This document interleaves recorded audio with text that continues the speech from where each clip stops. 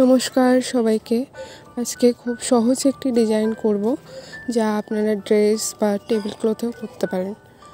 আমি নীল আর হলুদ সুতো দিয়ে করছি, আপনারা আপনাদের পছন্দ মতো রং দিয়েও করতে পারেন। আমি প্রথমে আঁকিয়ে নিয়েছি, আঁকিয়ে নিলে সুবিধা হয়। আমি একটি টেবিল ক্লথ বানাচ্ছি, যার চারদিকে এই ডিজাইনটি দিচ্ছি।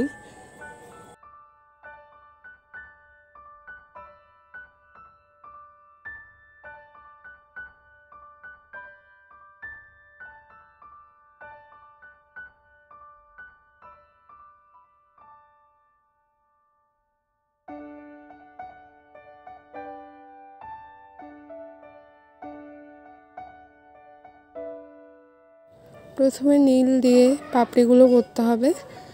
আমি একটি পাপড়ি করছি, বাকি পাপড়িগুলো একইভাবে করতে হবে। একটি করে ফ্রেঞ্চ নোট দিতে হবে।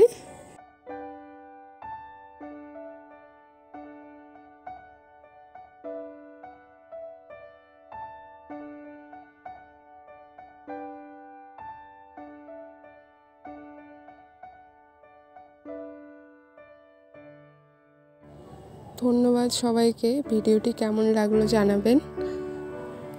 লাইক, শেয়ার, সাবস্ক্রাইব করে দেবেন। দেখা হচ্ছে পরের ভিডিওতে।